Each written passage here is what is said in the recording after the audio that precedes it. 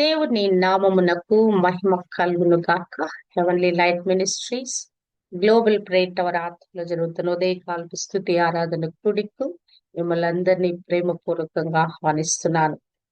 యోహాను సువార్త అధ్యయనం చేస్తా ఉన్నాము. 16వ అధ్యాయము ధ్యానిస్తున్నాము. 16వ అధ్యాయములో ప్రభు కొన్ని విషయాలు గూఢార్థంగా వారితో మాట్లాడుతూ మరి కొన్ని విషయాలు స్పష్టంగా తెలియచేస్తున్నాడు. ఎందుకంటే గత కాలంలో గూఢమైన విషయాలన్నిటిని కూడా ఇప్పుడు స్పష్టంగా బయలుపరుస్తున్నాడు. ఎందుకంటే ఆయన వెళ్ళిపోయే సమయం వచ్చింది కనుక ఆయన మాట్లాడుతున్నాడు. అంతేకాదు, వారిని గురించి ఒక స్టేట్మెంట్ ఇచ్చాడు. 16వ అధ్యాయం 27వ వచనంలో, మీరు నన్ను ప్రేమించి నేను దేవుని యొద్ద నుండి బయలుదేరి వచ్చిందని నమ్మితిరి గనుక తండ్రి తానే మిమ్మును ప్రేమించుచున్నాడు. తండ్రి చేత ప్రేమించబడటానికి కారణం ఏంటంటే క్రీస్తు ప్రభుని నమ్ముట.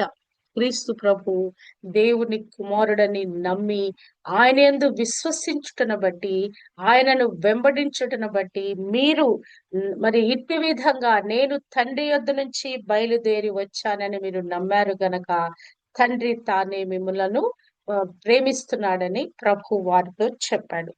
29వ వచనము, ఆయన శిష్యులు, ఇదిగో ఇప్పుడు నీవు గూఢార్థముగా ఏమియు మరి చెప్పక స్పష్టముగా మాట్లాడుచున్నావు.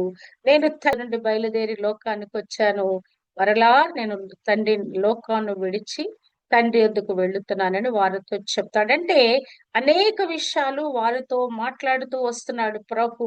నేను ఎక్కడి నుంచి వచ్చాను, ఎలా వచ్చాను అనేది మరొకసారి వారికి స్పష్టంగా అర్థమయ్యేటట్లుగా వారికి బయలుపరుస్తూ వస్తున్నాడు. మరి యోహాను సువార్త 1వ అధ్యాయము 1 నుంచి 14 వరకు రాయబడిన మాటలలో ఆయన మరి దేవుని ఆ కుమారుడు ఆయన పరలోకు నుంచి దిగి వచ్చిన వాడు. నేనేదో అవతార పురుషుని కాదు, లేకుంటే మరి ఒక ప్రవక్తను కాదు, గురువుగానే ఉన్నవాడిని కాదు, గాని నేను తండ్రి యొద్ద నుండి ఉండి వచ్చిన వాడను. ఎక్కడో ఎలా ఉన్నాను? వెలుగుగా ఉన్నాను, మరి అక్కడ జీవముగా ఉన్నాను. తండ్రి ఏమై ఉన్నాడో మరి అలా ఉన్నాను. కృపా సత్య సంపూర్ణుడుగా మీ మధ్యకు నేను దిగి వచ్చాను, వాక్యంగా ఉన్నాను. మరి అనేక విషయాలు వారికి చెప్పి నన్ను అంగీకరించిన వారికి దేవుని పిల్లలయ్యే అధికారం కూడా నేను అనుగ్రహింప చేసి ఉన్నాను. ఆ వాక్యంగా ఉన్న నేను కృపా సత్య సంపూర్ణుడుగా మరి మహిమ కలిగిన కుమారుడుగా నేను బయలుదేరి వచ్చి ఉన్నాను. మరి బయలుదేరి వచ్చిన నేను మరలా ఈ లోకం విడిచి తండ్రి యొద్దకి నేను వెళుతూ ఉన్నాను. మరి ఆయన పదే పదే అసలు చెప్పటానికి కారణం ఏంటి? ఒకే విషయాన్ని మనం చూచినట్లయితే యోహాను సువార్త మొత్తంలో మనం ధ్యానిస్తే, నేను తండ్రి యొద్ద నుండి వచ్చిన వాడను, దేవుని కుమారుడును మనుష్య కుమారుడును అని పదే పదే వారికి అర్థం చేయించటానికి ఆయన ప్రయత్నిస్తున్నాడు. ఎందుకంటే అది వారికి అర్థం చేసుకోవటానికి, నమ్మటానికి, ఆ మాటను వారు అంగీకరించటానికి, వారికి మరి అది వారి మనస్సు ఒప్పుకోటలా. ఎందుకంటే వారి కళ్ళ ఎదుట మానవుని రూపంలో ఆయన కనపడుతున్నాడు గనక ఆయన దేవుని కుమారుడు అనే మాట వారికి జీర్ణించుకోలేకపోయారు. ఎవరు? సామాన్యులు. ఇక్కడ ఉన్నటువంటి ఆ యొక్క మత పెద్దలు కూడా, శాస్త్రులు, పరిసయ్యులు కూడా అంగీకరించట్లేదు. ఆఖరికి ప్రభుతో కలిసి జీవిస్తున్నటువంటి శిష్యులకు కూడా మరి అర్థం కాని పరిస్థితి ఉంది. మరి ఎప్పుడైతే ప్రభు తిరిగి తిరిగి తిరిగి వారికి చెప్తూ వస్తున్నాడో, ఆ మర్మాలను బోధిస్తూ వస్తున్నాడో, అప్పుడు వారు మరి సమాధానంగా ఏమంటున్నారంటే, 29వ వచనం, ఆయన శిష్యులు, ఇదిగో ఇప్పుడు నీవు గూఢార్థముగా ఏమియు చెప్పక స్పష్టముగా మాట్లాడుచున్నావు. ప్రభు ముందు గూఢార్థంగా అనేక విషయాలు వారితో మాట్లాడుతూ వచ్చాడు. తర్వాత స్పష్టంగా వారితో ఇప్పుడు మాట్లాడుతున్నాడు. ఇప్పుడు వారేమంటున్నారంటే, ఇదిగో ఇప్పుడు నీవు గూఢార్థముగా ఏమియు చెప్పక స్పష్టంగా మాట్లాడుచున్నావు. కానీ ఇక్కడ మనం గమనించినట్లయితే గనక ప్రభు కొత్త విషయాలు ఏం మాట్లాడలా. గత కాలంలో ఏది మాట్లాడాడో దానినే మరలా మాట్లాడుతున్నాడు. కానీ వారి మానసిక ఆత్మీయ స్థితి ఇప్పుడు అర్థం చేసుకోవటానికి అనుకూలంగా ఉందండి. మనకు కూడా ఎవరైనా ఏమైనా చెప్పినప్పుడు వెంటనే కొన్నిసార్లు అది అర్థం కాదు. మరలా మరలా చెప్పినప్పుడు ఆ విషయం గోచరమవుద్ది. లేకుంటే అదే అటువంటి సంఘటనే మరొకసారి జరిగినప్పుడు అది మనకు గోచరమవుద్ది. ఎందుకంటే మానవుని యొక్క ఈ యొక్క మరి జ్ఞానము ఈ పరిమితి కలిగింది గనక, లేకుంటే మానవునికి ఒక విషయం గురించి ఒక అవగాహన ఉంటది. ఈ అవగాహన దాటి ఎదుటివారు చెప్పే ఆలోచనలకు వెళ్ళటానికి కూడా మన మనస్సు ఇష్టపడదు. అందును బట్టి ఎదుటివారు చెప్తున్న మాటలను మనము తీసుకోం చాలా సార్లు. వారు చెప్పేది అంగీకరించం. ఎప్పుడైతే మన మనస్సు అంగీకరిస్తుందో అప్పుడు మాత్రమే మరి యొక్క మరి ఏదైనా ఎదుటివారు చెప్తున్నప్పుడు మనము తీసుకోవటానికి వీలవుద్దండి. ఇక్కడ వీరు కూడా ప్రభు ఇంత కాలము చెప్తూ వచ్చిన విషయాలను ఇప్పటి వారికి బోధం పరచబడింది. ఇప్పటికి వారికి అర్థమైనట్లుగా మనము చూడగలము. ఇప్పుడు వాళ్ళు ఏమంటున్నారు? ఇదిగో ఇప్పుడు నీవు గూఢార్థముగా ఏమీ చెప్పక స్పష్టముగా మాటలాడుచున్నావు. ఇప్పటికి వారికి ఎందుకంటే మరి అక్కడ 4 అధ్యాయము 11 వచనంలో మార్కు సువార్తలో రాయబడిన మాట, అందుకాయన దేవుని రాజ్య మర్మము తెలుసుకొనుట మీకు అనుగ్రహింపబడి ఉన్నది. హల్లెలూయా! దేవుని రాజ్య మర్మాలు మరి అందరికీ అనుగ్రహించబడవండి. మీకు నాకు కూడా ఒక యోహాను సువార్త అధ్యయనాలు చేస్తుంటుండగా అనేక విషయాలు దేవుడు మనకు బయలుపరుస్తున్నాడు. ఆయన యొక్క రాజ్యము గురించిన అనేకమైన విషయాలు ప్రభువుని కంప్లీట్ గా అర్థం చేసుకొని ఆయన మీద ఆనుకొని మరి ఆ యొక్క నిత్య రాజ్యానికి వెళ్ళటానికి మన యొక్క ఆత్మీయ జీవితాలను మెరుగుపరుచుకోవటానికి ఈ యొక్క కృప మనకు అనుగ్రహింపబడినది. ప్రభువుతో కలిసి జీవిస్తున్నారు వాళ్ళు. కానీ ఆ రాజ్యం మర్మాలు తెలుసుకునే కృప వారికి అనుగ్రహించబడింది గాని ఇంతకాలము వారికి అర్థం కాల. చాలా విషయాలు అర్థం కాక ప్రభువునేమంటున్నారు? ఇప్పుడు నీవు గూఢార్థముగా కాక మాకు అర్థమయ్యేటట్లు మాట్లాడుతున్నావు అంటున్నారు. హల్లెలూయా! అంటే మానవుని యొక్క అర్థం చేసుకునే ఆ మనస్సు, ఆ కెపాసిటీ వారు మనసు పెట్టి విన్నప్పుడు, లక్ష్య పెట్టినప్పుడు మాత్రమే అది అర్థమవుద్ది. ఏ విషయమైనా కూడా మనం కూడా దేవుని వాక్యాన్ని అర్థం చేసుకోవాలంటే ఒకసారి అర్థం కాలేదు, 2 సార్లు అర్థం కాలేదు. ఆ వాక్యాన్ని పదే పదే మనం చదివినప్పుడు, ధ్యానించినప్పుడు మనకు అర్థమవుద్ది. అది అర్థం కావాలంటే గూడా పరిశుద్ధాత్మ యొక్క సహాయము మనకు కావాలి. ఆయన వచ్చినప్పుడు నా వాటిలోనివి తీసుకొని మీకు బోధించును. నేను ఏమేమి బోధించానో వాటిని మీకు జ్ఞాపకము చేయును. వాటిని మీకు అర్థము చేపించును.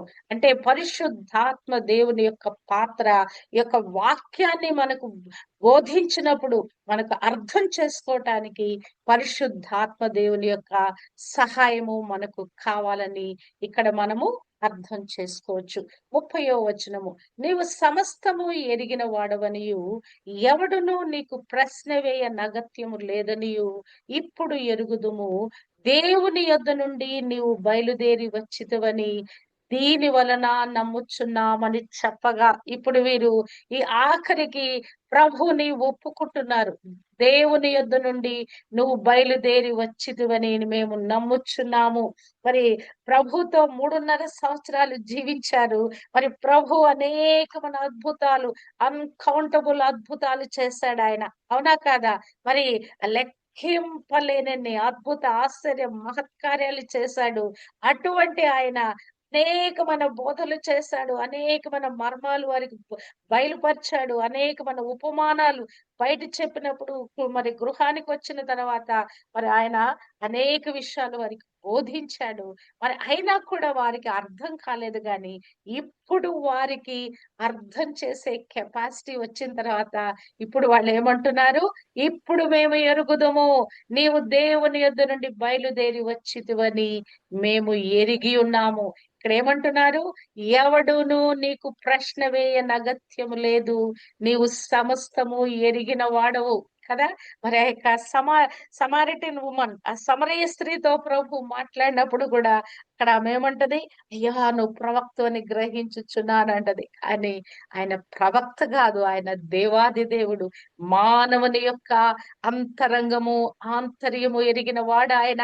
ఆయనకి ఎవరు ఏమి చెప్పాల్సిన అవసరం లేదు. అవునా కాదా. మన యొక్క పక్షవాయు విషయంలో వారిని స్వస్థపరిచినప్పుడు ఆ యొక్క అతన్ని పాపములు క్షమించబడినవి అని చెప్పినప్పుడు అందరూ అక్కడున్న వాళ్ళందరూ తమలో తాము ఈయనెవరు పాపాలు క్షమిస్తున్నానంటున్నాడని వాళ్ళలో వాళ్ళు అనుకుంటా ఉన్న మాటలు కూడా ప్రభు గ్రహించిన వాడై వారితో మాట్లాడతారు. మీరెందుకు అనుకుంటున్నారు పాపములు క్షమించుటకు మనుష్య కుమారునికి అధికారం ఇవ్వబడినదని ప్రభు అక్కడ మాట్లాడతాడు. మరొక సందర్భంలో కూడా మనుషుని ఆంతర్యం గురించి నాకెవరు మీరు చెప్పాల్సిన అవసరం లేదు, మీ ఆంతర్యములో ఏముందో కూడా నేను ఎరిగిన వాడను అంటాడు. అంటే ప్రభువుకి సమస్తము ఎరిగిన వాడండి. అందుకే కీర్తనకారుడు 139వ అధ్యాయంలో అంటాడు, యెహోవా నేను కూర్చుండుట నీకు తెలియను, నేను లేచుట నీకు తెలియను, నాకు తలంపు పుట్టక మునిపే నీవు నా మనస్సు గ్రహించుచున్నావు, నా నడకను నా పడకను నీవు పరిశీలన చేసి ఉన్నావు, నా చర్యలన్నిటినీ నీవు బాగుగా తెలుసుకుని ఉన్నావు. యెహోవా మాట నా నాలుకకు రాకమునిపే అది నీకు పూర్తిగా తెలిసినది. దేవుడు ఇంత సర్వజ్ఞుడండి. ఆయనకు తెలియనిది, ఆయనకు కనిపించినది, ఆయనకు వినిపించినది ఏమీ లేదు. ఆయన సమస్తము చూస్తున్నాడు. మానవులు మాట్లాడే యొక్క మాటలు, ఈ బోస్టింగ్ మాటలు, ఈ గర్వపు మాటలు, అహంకారపు మాటలు కూడా ఆయన వింటూనే ఉన్నాడు. మనము జ్ఞానంతో మాట్లాడే మాటలు వింటున్నాడు, విశ్వాసంతో పలికే ఆ మాటలు కూడా ప్రభు వింటున్నాడు. ఇప్పుడు గ్రహించిన వారే శిష్యులు అంటున్నాడు, నీవు సమస్తము ఎరిగిన వాడవు, ఎవడును నీకు ప్రశ్న వేయ నగత్యము లేదు. అవును, ఆయన ఎవరో, ఆ సర్వశక్తిమంతుడైన దేవుడు ఎవరో, మరి ఆయనంత అధికారము కలిగిన వాడు. ఇప్పుడు వారికి అర్థమయ్యి వారు మాట్లాడుతున్నారు. ఇంతవరకు కూడా వారు కూడా డైలమాలో ఉన్నారు. ప్రభు ఎవరో గ్రహించలేనటువంటి ఆత్మీయ మరి ఆ యొక్క దుస్థితిలో ఉన్నారు, గ్రహించలేనటువంటి మందమతిలో ఉన్నారు. ఇప్పుడు మాకు అర్థమైనది, నువ్వు ఎవరై ఉన్నావో మాకు అర్థమైనది, నువ్వు సమస్తము ఎరిగిన వాడవు, నీకు సమస్తము ఎరుగు, అసలు నీకు తెలియనిది ఏమీ లేదని ఇప్పుడు వాళ్ళు మేము గ్రహిస్తున్నామని మాట్లాడుచున్నారు. ఎందుకంటే ప్రభు పదే పదే నేను నా అంతట నేనేమి చేయటం లేదు, తండ్రి ఏమి చేస్తున్నాడో అదే నేను చేస్తున్నానని ఎన్నిసార్లు చెప్పినా కూడా వారికి అర్థం కాలేదు. కానీ ఇప్పుడు నువ్వు తండ్రి యొద్ద నుంచి బయలుదేరి వచ్చావని ఇప్పుడు మాకు స్పష్టంగా అర్థమవుతుందని అక్కడ వారు ఈ కారణంగా మేము నమ్ముతున్నాము. మరి నీవు ఏదైతే ప్రవచనాలు పలకబండియో, కన్యక కుమారుని కనును, మరి గర్భవతి కుమారుని కననని ఆ మీకాలో రాయబడిన, యెషయాలో రాయబడిన వాటినన్నీ అర్థం చేసుకోవటానికి ఇప్పుడు మాకు జ్ఞానము కలిగిందని వారు ఇక్కడ మాట్లాడుతా ఉన్నారు. ఇప్పుడు ప్రభు అంటున్నాడు, యేసు వారిని చూచి మీరు ఇప్పుడు నమ్ముచున్నారా? ఓహో, ఇప్పుడు మీరు నమ్ముతున్నామని చెప్తున్నారు కదా, ఇప్పటికి మీకు నమ్మకం కలిగిందా అని ప్రభు వారితో మాట్లాడుతున్నాడు. నవ్ యు ఆర్ బిలీవింగ్, ఇప్పటికి మీకు నమ్మకం కలుగుతుందా అని ప్రభు అంటున్నాడు. ఎన్నో కార్యాలు మీ మధ్య నేను చేశాను, ఇప్పటికి మీకు నమ్మకం కలిగిందా అని ప్రభు వారిని అడుగుచున్నాడు కదా. దేవుని యందు విశ్వాసం ఉంచుతున్నారు, నా యందు కూడా విశ్వాసం ఉంచండి.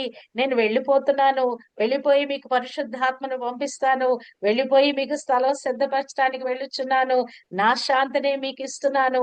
ప్రభు అనేకమైన మాటలు వారితో చెప్పాడు. నేను మంచి కాపరిని, లోకానికి వెలుగుగా వచ్చాను, నేనే జీవాహారాన్ని కదా. ప్రభు యొక్క యోహాను సువార్త అంతట్లో నేనే ద్రాక్షవల్లిని, మరి నేనని అని ఎన్ని విధాలుగా తన్ను తాను బయలుపరుచుకున్నాడో. అసలు ప్రభు నేను అని అసలు ఆ పలికినటువంటి ఆ మాటలు ఎన్నిసార్లు వారికి చెప్పినప్పుడు అసలు వాళ్ళ హృదయంలోకి ఆ వాక్యము పెనట్రేట్ కావాల్సి ఉండనండి కదా.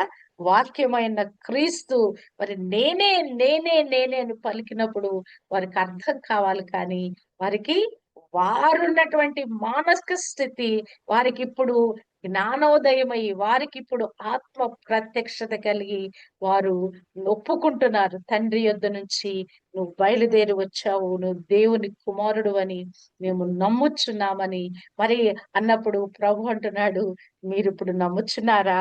ఇదిగో మీలో ప్రతి వాడును ఎవని ఇంటికి వాడు చెదిరిపోయి నన్ను ఒంటరిగా విడిచిపెట్టు గడియ వచ్చుచున్నది, వచ్చేయున్నది. అయితే తండ్రి నాతో ఉన్నాడు గనుక నేను ఒంటరిగా లేను. హల్లెలూయా. ప్రభు ఇక్కడ అంటున్నాడు, మీరు ఇప్పుడు నమ్ముచున్నారా? ఓకే, ఇప్పుడు ఈ గడియలో మీరు నమ్ముతున్నారు కానీ నెక్స్ట్ గడియ రాబోతుంది. నెక్స్ట్ గడియలో మీరు ఏం చేయబోతున్నారో తెలుసా? ఎవరి ఇంటికి వాడు చెదిరిపోయి నన్ను ఒంటరిగా విడిచిపెట్టే గడియ రాబోతుంది. ఆ గెత్సెమనే తోటలోకి వెళతాం.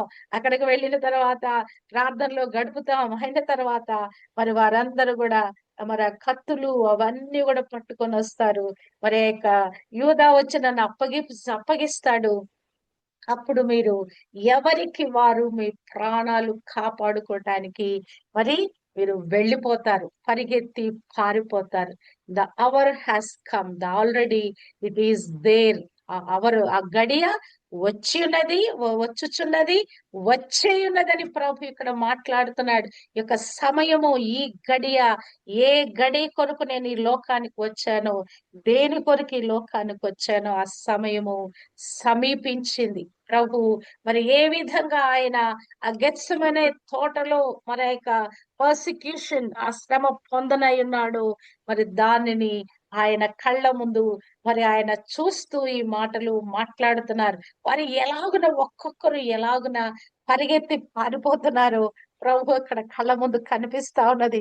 ఆ గెత్సెమనే తోట దృశ్యము, ఆ యొక్క వాళ్ళందరూ కూడా ఒక పెద్ద సమూహంగా గుంపుగా వచ్చి ప్రభు మీద దొమ్మిగా పడి ఆయన్ని పట్టుకున్నప్పుడు మరి వీరందరూ కూడా ఎవరికి వారు పారిపోవటం అనే దృశ్యము ప్రభు కళ్ళ ఎదుట కనిపిస్తా ఉన్నది.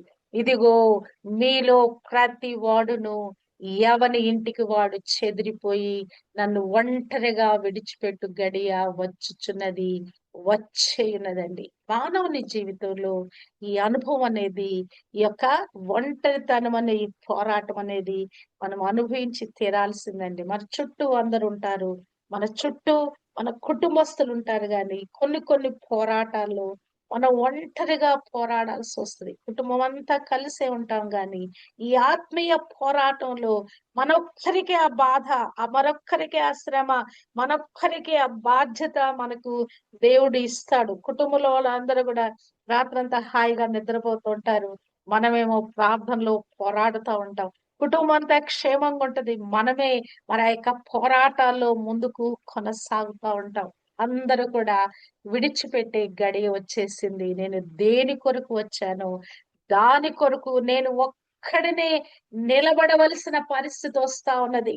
అందుకే మరి ఇక్కడ అంటున్నాడు, తండ్రి నన్ను విడిచిపెట్టలేదు కదా. ఎవరైనా ఇమ్మానుయేలు దేవుడుగా ఆయన తానే మనందరికీ తోడుగా వచ్చిన క్రీస్తు ప్రభు నేను ఒంటరిగా లేనంటున్నాడు. ఎల్లప్పుడూ మానవులందరికీ తోడుగుండేవాడు ఆయన ఒంటరిగా మరి చేయబడబోతున్నాడు. కానీ ఇక్కడ ప్రభు ఇస్తున్న స్టేట్మెంట్, నేను ఒంటరి వాడను కాబోతున్నాను, కానీ తండ్రి నాతో ఉన్నాడు గనక నేను ఒంటరిగా లేను. ప్రపంచ యావత్తు కొరకు తోడుగా వచ్చిన వాడుగా ఇమ్మానుయేలు దేవుడుగున్నాయన ఒక దినాన ఒక సమయాన ఒంటరి వాడుగా మార్చబడబోతున్నాడు. కానీ ఆయన ఇస్తున్నటువంటి స్టేట్మెంట్, నేను ఒంటరిగా లేను, తండ్రి నాతో ఉన్నాడు. హల్లెలూయా. ఇదండి అసలైనటువంటి విశ్వాసం అంటే ఇది. మనం ఎల్లప్పుడూ కూడా చాలా సార్లు లోన్లీ ఫీల్ అవుతాం. లోన్లీగా మనం లేమండి.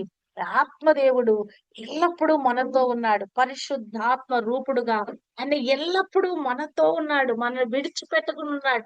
మనము ఆయన విడిచిపెట్టిన సందర్భాలలో పాపంలో జీవించినప్పుడు, ఆయనకు వ్యతిరేకంగా జీవించినప్పుడు, అవిశ్వాసంలో ఉండి ఆయన తృణీకరించినప్పుడు, ఆయన మాటలను నమ్మక, ఆయన వెంబడించక, మనం ఇష్టానుసారంగా ప్రవర్తించినప్పుడు కూడా ప్రభు మనతోనే ఉన్నాడండి. హల్లెలూయా. ఆయన ఎన్నడూ మన విడువని ఎడబాయని దేవుడుకున్నాడు. ఆయన చెప్పిన మాటలు, ఇదిగో నేను ఎన్నడూను నిన్ను విడువను, ఎన్నడూ నిన్ను ఎడబాయను, నేను ఇమ్మానుయేలును అంటే గనక అసలు ఆ మాట అక్షరాల మన జీవితంలో నెరవేర్చబడింది. గాని మనమే చాలా సార్లు, నేను ఒంటరి వాడు, నాకు ఎవరు లేరు, నాకు తోడు ఎవరు లేరు, నన్ను పట్టించుకునేవారు ఎవరు లేరు, నన్ను ప్రేమించేవారు ఎవరు లేరు, ఇలా మనం ఫీల్ అవుతా ఉంటాం. కానీ ప్రభు ఏమంటున్నాడంటే, నేను మీ తోడు ఉన్నాను, ఎన్నడూ మిమ్మల్ని విడవలేదు, ఎన్నడూ మిమ్మల్ని ఎడబాయలేదు. ఎలా ఉన్నాడండి? ఆత్మస్వరూపుడుగా మనతో, మనలో ఉన్నాడు ఆయన. నిజంగా పరిశుద్ధాత్మ దేవుని యొక్క సహాయము మనకు లేకపోతే ఈ జీవిత యాత్ర యావత్తు కూడా మనం కొనసాగే వారము కాదండి. నా మట్టుకు నేను ఆత్మదేవుని ప్రత్యక్షత నేను పొందుకుంటూ వచ్చాను గనక, అభిషేకంతో నింపబడుతూ వచ్చాను గనక, ఈ వాక్యముతో నన్ను నేను నింపుకుంటూ వచ్చాను గనక, ఆ ఒంటరితనాన్ని, ఆ ఒంటరి పరిస్థితుల్లో, ఆ ఒంటరి పోరాటంలో, ఆ ఒంటరి పయనములో, ఈ యొక్క స్పిరిచువల్ ఈ బ్యాటిల్లో మరి మరి ఆత్మదేవుని సహాయం వలన నేను ముందుకు రాగలిగాను. దేవుడు నాతో ఉన్నాడు, నాలో ఉన్నాడు. చాలా సార్లు ప్రభువా నువ్వేంటి ఇంకా నన్ను పట్టించుకోవా అని ప్రశ్నించిన దినాలలో కూడా ప్రభు నా చెయ్యి విడిచిపెట్టలేదండి.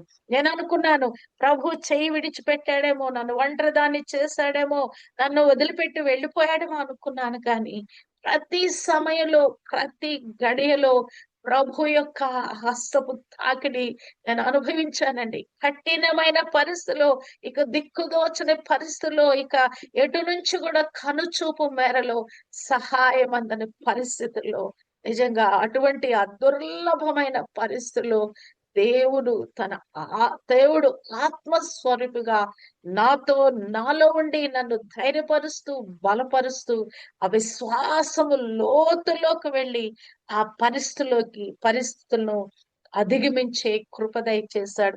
ఎందుకంటే కళ్ళ ఎదుట ప్రభుకి శిలువ శ్రమ కనిపిస్తా ఉన్నది. ఏమి జరగబోతుందో, ఏమి సంభవింపబోతుందో ప్రభు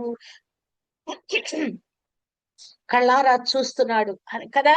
తెలియని శ్రమ, ఆటోమేటిక్ గా మనం ఆ శ్రమలోకి వెళ్ళిపోతాం. కానీ తెలిసి తెలిసి ఒక శ్రమ మనకు కలగబోతుంది, ఒక అపాయము, ఒక కీడు, ఒక ఇరుకైన పరిస్థితి మనకు కలగబోతుందని ముందుగానే మనకు తెలిస్తే దాన్ని తట్టుకోవడం చాలా కష్టమండి. ప్రభు అది చూస్తా ఉన్నాడు. తనకు ఏమి సంభవింపబోతుందో, వీరందరూ ఎలా విడిచిపెట్టి పారిపోతారో, ఆ వచ్చిన వారు ప్రభుని ఎలా ఈడ్చుకుని వెళతారో, ఎలాగ ఆయన అవమానపరిచి ఎలాగో ఆయన హింసిస్తారో, అవన్నీ కూడా ఆయన కళ్ళ ఎదుట కనపడతా ఉన్నాయి. ఆయన ఏమని ధైర్యం చెప్తున్నాడంటే, తండ్రి నాతో ఉన్నాడు గనుక నేను ఒంటరిగా లేను. హల్లెలూయా. మనం కూడా చెప్పుకోవాల్సిన మాట అదే. తండ్రి, దేవాది దేవుడు ఆత్మస్వరూపుడుగా మనలో ఉన్నాడు. అదే కదా క్రీస్తు ప్రభు చేసిన కార్యము. నేను వెళ్ళుట వలన మీకు ప్రయోజనకరము, నేను వెళ్ళుట వలన ఆదరణకర్త మీకు వస్తాడు, మరి ఆయన పరిశుద్ధాత్ముడు మీ కొరకు వస్తాడు, తండ్రి చేసిన వాగ్దానం కొరకు మీరు కనిపెట్టుకోండి అని చెప్పి ఆయన ఆరోహణమై వెళ్ళిపోతాడు. మీరు యెరూషలేమును ఎట్టి పరిస్థితిలో మీరు విడిచిపెట్టి వెళ్ళవద్దు. మీరు అక్కడనే మీరు ఉండాలి, యెరూషలేములోనే మీరు ఉండాలని వారికి ఖచ్చితమైన ఆజ్ఞ ఇచ్చాడు. హల్లెలూయా కదా. ఆయన తిరిగి లేచిన తర్వాత కూడా వారందరినీ మరలా మొబిలైజ్ చేసి, మరలా వారిలో ధైర్యం నింపి, మరలా వారిని పరామర్శించి, మరలా మరలా మరలా కదా 2, 3 సార్లు వారికి ప్రత్యక్షమవుతాడు ప్రభు. చనిపోయి తిరిగి లేచిన తర్వాత కూడా వారిని విడిచిపెట్టలేదండి మన ప్రభు. మనల్ని ఎన్నడూ కూడా విడువని ఎడబాయని దేవుడుగా ఉన్నాడు. మనం ట్రాక్ తప్పిపోతున్నా, అవిశ్వాసంలో పడిపోతున్నా, ఒక సమస్యలో మనం అధిగమించలేక ఆ సమస్యలు అక్కడే చతికిల పడినా కూడా ప్రభు వచ్చి తన హస్తం ఇచ్చి మనల్ని లేవనెత్తుతాడండి. ఆయన మన ఎన్నడూ ఒంటరిగా విడిచిపెట్టడు. ఏమై ఉన్నాము? ఆయనకు బిడ్డలమై ఉన్నాం, ఆయన కన్న బిడ్డలమై ఉన్నాం. ఎందరూ నన్ను అంగీకరించిరో వారందరూ కూడా దేవుని కుమారులై ఉన్నారు, దేవుని సొత్తైపోయాం. ఆయన రక్తము చేత, ప్రాణమనే క్రయధనము చేత విమోచించబడి కొనబడిన బిడ్డలుగా మనం ఉన్నాం గనక ప్రభు మనల్ని ఎన్నడూ కూడా ఒంటరిగా విడిచిపెట్టడండి. అబ్బా! ఎంత గొప్ప ధన్యత అండి మనకి. ప్రభు ఎల్లప్పుడూ మనతో, మనలో ఉన్నాడు. మన చుట్టూ ఆవరించున్నాడు. ముందు వెనక ఆవరించి ఉన్నాడు. హల్లెలూయా! కదా! ఇశ్రాయేలీయులు భయపడతా ఉన్నారు. వెనక సైన్యము, ముందు సముద్రము. కానీ ప్రభు తోడుగున్నాడు. ఆ ఎర్ర సముద్రము పాయలైపోయింది. హల్లెలూయా! ఎలా తోడుగా ఉన్నాడండి. అగ్ని స్తంభంగా ఉన్నాడు. మేఘ స్తంభంగా ఉన్నాడు. హల్లెలూయా! ఆ రాత్రి కాలము ఐగుప్తులు తరుముకుంటా వస్తున్నారు. ఏం చేశాడు? వీరికి వెలుగిచ్చాడు. వారికి చీకటి ఇచ్చాడు కదా! ఆ చీకటిలో వారు ఆ రథాలను తోలలేకపోయారంట. వీరు ఈ వెలుగులో చక్కగా ఆ యొక్క ఎర్ర సముద్రములో అది బాటగా రహదారిగా ఉంటుండగా అందులో నడిచి వచ్చి వేశారంట బయటికి. హల్లెలూయా! మన జీవితంలో కూడా ఈ కఠినమైన పరిస్థితులు ఎర్ర సముద్రము వెనక సైన్యము లాంటి అయోమయ దిక్కు దోచని పరిస్థితిలో కూడా దేవుడు మనల్ని విడిచిపెట్టడండి. హల్లెలూయా! ఆయన ఎల్లప్పుడు గూడా మనతో ఉన్నవాడుగా ఉంటాడు. మన చేయి పట్టి ముందుకు తోడుకొని వెళ్ళేవాడుగా ఉంటాడు.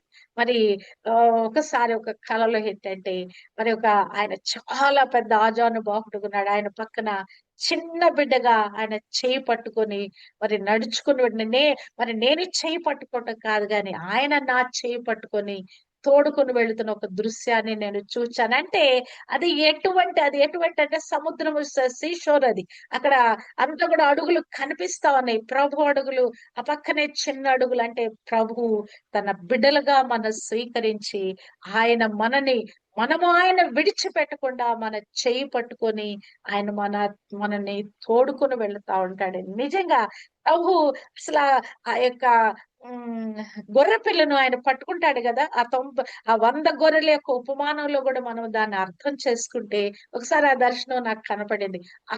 ఈ భూమి నుండి ఆకాశము ఎంత ఎత్తుగా మన కనుచూపు మేరలో కనిపిస్తదో, అంత ఎత్తుగా ప్రభు ఉన్నాడు.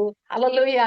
ఆయన చేతిలో ఒక చిన్న గొర్రె పిల్ల, ఆ దుడ్డు కర్ర కనిపిస్తా ఉంది. ఆ వంకి కర్ర కనిపిస్తా ఉన్నది. మరి ప్రభు ఆకాశమంత ఎత్తుగా మహిమాన్వితుడుగా ఉన్నాడు. అసలు తెల్లగా ధగధగ మెరిసిపోతున్న ఆయన చేతిలో గొర్రె పిల్ల గూడా అంతే తెల్లగా మెరిసిపోతా ఉన్నది. హల్లెలూయా! ఆ దుడ్డు కర్ర ఆయన చేతిలో పట్టుకొని ఉన్నాడు. హల్లెలూయా! నన్ను కూడా ఆయన ఆ చేతిలో పదువు పట్టుకొని తోడుకొని వెళుతున్నాడండి. యెషయా 63లో రాయబడిన మాట కూడా మరి మీ యావత్ బాధలో నేను బాధ నొందాను. పూర్వ దినములన్నిటిలో మిమ్మల్ని ఎత్తుకొనుచు, మోసుకొనుచు వచ్చానంటే నిజంగానే మన ప్రతి పరిస్థితిలో ఆయన మనల్ని విడిచిపెట్టలేదండి. చాలా సార్లు అవిశ్వాసంతో మనం దూరం అయిపోయాం. ఈ శ్రమలు తట్టుకోలేక ఇంత శ్రమలు నాకిస్తావని కినుకు వహించాము. అంటే నా జీవితం నుంచి నేను మాట్లాడుతున్నాను. కొన్నిసార్లు ఏంటి ప్రభువా ఎప్పుడు ఇదే కష్టాలా? ఎప్పుడు ఇదే బాధలా? అని ప్రభుతో మాట్లాడిన దినాలు కూడా ఉన్నాయి. నువ్వెందుకిట్లా నాకు శ్రమలిస్తావయ్యా అని. మరి ఎ ఈమె ఎందుకింత పోరాటం నాకని ప్రభుతో వాదులాడిన దినాలు మరి ఆయనతో అట్టి విధంగా మరి బాధపడుతూ, వేదన చెందుతూ ప్రభును ప్రశ్నించిన దినాలు కూడా ఉన్నాయి. కానీ ప్రభు అంటున్నాడు, మిమ్మల్ని నేను ఒంటరిగా విడిచిపెట్టట్లేదు. అనాథలుగా మిమ్మల్ని విడిచిపెట్టడం లేదు. ఎల్లప్పుడూ నేను మీకు తోడుగా ఉన్నాను. ఆదరణకర్తను మీకు నేను తోడుగా ఇచ్చానని ప్రభువు మాట్లాడుతున్నాడు. నిజంగానే పరిశుద్ధాత్మని ఈ లోకంలో మనకు అనుగ్రహించపోతే మనం ఈ జీవితాలు పడే వాళ్ళం కాదండి. నిజంగా ఆత్మదేవుని సహాయం మనకుండుట వలన ఈ యుద్ధాలు, పోరాటాలు, ఈ సమస్యలు వీటన్నిటిని కూడా జయించుకుంటూ రాగలిగాము. హల్లెలూయా! దేవాది దేవునికే మహిమ కలుగును గాక. కుమారుడైన క్రీస్తును మన కొరకు ఇచ్చి ఆయన ద్వారా పరలోక రాజ్యం మనకు దయచేసి తిరిగి ఆత్మ స్వరూపుడుగా ఆయన మనతో ఉండిపోతూ ఇలాగున ప్రతి పరిస్థితిలో చాలిన దేవుడుగా ఎన్నడెన్నటికీ మనల్ని విడిచిపెట్టిన దేవుడుగా ఎల్లప్పుడూ మనతో ఉండు దేవుడుగా ఇమ్మానుయేలుగా మనకు అనుగ్రహింపబడిన ఈ కృప కొరకై దేవాది దేవునికి లెక్కింపలేని కృతజ్ఞతాస్తుతులు చెల్లిస్తున్నాను. మీరిప్పుడు నమ్ముచున్నారా? కానీ వదిలిపెట్టి వెళ్ళిపోతారు నన్నని చెప్పిన మాటలు శ్రమలు వచ్చినప్పుడు అందరూ వదిలిపెట్టి వెళ్ళిపోతారండి. అన్ని బాగున్నప్పుడు మన చుట్టూ ప్రజలు ఉంటారు, మనకు శ్రమ రాగానే విడిచిపెట్టి వెళ్ళిపోతారు. అయినను మనము అధైర్యపడొద్దు. ఎవరు ఈ లోకంలో మనతో ఉన్నా లేకపోయినా దేవాది దేవుడు ఆత్మస్వరూపిగా క్రీస్తు ఆత్మగా పరిశుద్ధ ఆత్మగా మనలో నివసిస్తారు, మన చుట్టి ఉంటారు, మన ముందుంటారు, మన వెనకుండి మనకు కాపాడుతారు, మన ముందుండి మార్గాలు సరళం చేస్తారు, మనకు ధైర్యం చెప్తారు, మన యొక్క జ్ఞానము బోధించి ఆయా పరిస్థితులను ఎలా అధిగమించాలో కూడా మనకు సహాయం చేస్తారు. నా అనుభవంలో నుంచి ఎప్పటికప్పుడు ప్రభు నాకు ఆ సమస్యను అధిగమించటానికి ఒక ఉపాయం లాంటిది ఆ సమయానికి ఎలా ప్రవర్తించాలో దేవుడు నాకు బోధించేవాడు. నాకు పౌలు మాటలు జ్ఞాపకం వస్తే, మేము అపాయములోనను ఉపాయము లేని వారము కాము, శ్రమలో ఉన్నను ఇరికింపబడు వారము కాము. ఎప్పటికప్పుడు ఆత్మదేవుడు ఏదో విధంగా ఆ పరిస్థితిని అధిగమించడానికి దేవుడు నా హృదయంలో బోల్డన్ని ఆలోచనలు పెట్టాడు. Do like this, be like this, go like this అని ఎప్పటికప్పుడు ఆయన యొక్క ఇండికేషన్స్ నాకు వచ్చేయి. అందును బట్టి ఆ యొక్క ఆ మార్గం వెంబడించుకుంటూ నేను వెళ్ళేదాన్ని. అంటే ఎవరు తోడున్నారండి? ఆత్మదేవుడు తోడుండి మనతో ఉండి మనలో ఉండి మాట్లాడుతూ మన జీవితాలను ముందుకు తోడుకొని వెళ్తాడు. ప్రభు ఆ యొక్క సిలువకు వెళ్లే సమయంలో కూడా ఆయన ఒంటరిగా లేడు. ఎప్పుడు ఒంటరిగా చేయబడ్డాడు? ఈ లోక పాపమంతా ఆయన మీదకి మోపినప్పుడు మాత్రమే ఆయన ఒంటరివాడిగా చేయబడ్డాడు. గాని మరి ఆ ఎప్పుడు కూడా ఆయన జీవించినంత కాలము తండ్రి ఆయనతో ఉన్నాడు. తిరిగి ఆయన పునరుద్ధానుడిగా లేచిన తర్వాత కూడా తండ్రి ఆయనతో ఉన్నాడు. పాపము ఆయనను ఆవరించినప్పుడు మాత్రమే తండ్రి ఆయన చెయ్యి విడిచిపెట్టాడు. మనము కూడా గమనించుకోవాల్సినది, పాపము జోలికి మనం వెళ్ళనంత కాలము ఆత్మదేవుని యొక్క సహాయము మనకు తోడుగా ఉంటది. ఎప్పుడైతే పాపం అనే భ్రమలో మనం కొట్టుకుపోయామా, లోకానుసారమైన జీవితానికి మనం వెళ్ళిపోయామా, ప్రభు మన చేయి విడిచిపెట్టేస్తాడు. ఎందుకంటే పాపం ఉన్న చోట ప్రభు ఉండలేడు. నందును కనుక మనం ఎల్లప్పుడు కూడా ఆయన మన చెయ్యి పట్టుకుండేటట్లుగా మరి యొక్క ప్రభు కనసన్నల్లో మనం నడుస్తూ ఈ పరిశుద్ధతలో మనం కొనసాగుతూ మరి దేవునికి ఇష్టలైన బిడలుగా మనము జీవించటానికి ఎల్లప్పుడూ ఆయన మన తోడుగా ఇమ్మానుయేలుగా ఎల్లప్పుడూ మనతో ఉండి మన జీవితాలను ముందుకు తోడుకొని వెళ్ళటానికి అదే విధంగా ప్రభుకు ఇష్టమైన వ్యక్తులుగా మనము జీవించుదుము కాక. దావీదు కూడా ఒక స్టేట్మెంట్ ఇస్తాడు, నేను ఆయనకు ఇష్టడును గనక ఆయన నన్ను ఎన్నడూ విడిచిపెట్టలేదు అంటాడు. కనుక ప్రభుకి ఇష్టలైన బిడ్డలుగా ఎల్లప్పుడూ కూడా ఆయన కనుసనల్లో మెలిగే వారుగా జీవించటానికి దేవుడు తన కృప మనకు అనుగ్రహింప చేయను గాక. ఆమేన్.